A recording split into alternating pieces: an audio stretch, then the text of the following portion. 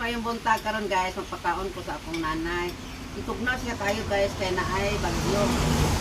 Niya, manan ni kaduhan na niyang kaon, di ba? Kaon na na sila kumakan. Kaya naman ako gatas. Karon po, tuhan pa na ako pa kaon. Kay tugnaw. Hangin kayo. So, pwede man po nasa ko siya. Oh, gatas guys.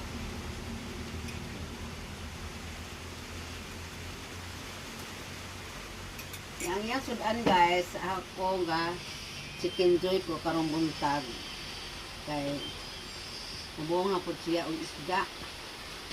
Manok ni on.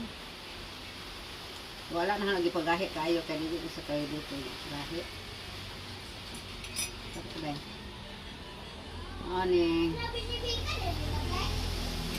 Kay dili naman ni siya kakaon guys kung dili hunitan. Sige na lang dili og punit. Kaluoy sa Diyos guys, mukhaon naman po siya. Imbalik naman po ang iyang gana, hiniagi ni siya guys na kumay ra jud siya kanon. Ang akong sila pagkaon. Luwa! Luwa na. Saan anak unod na?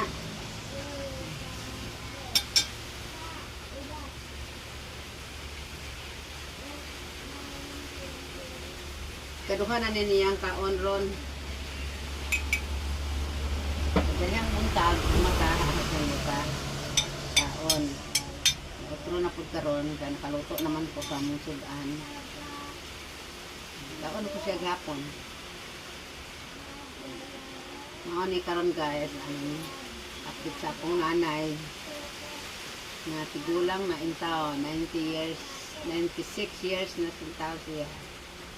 Thank you Lord.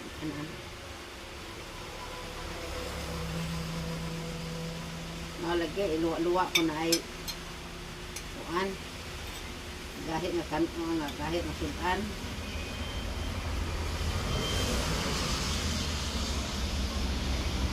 Nya ikaon ni dyan guys ako dinit yang tabanan o gatas lugay matuon og way gatas. Mao na kani guys, bye bye.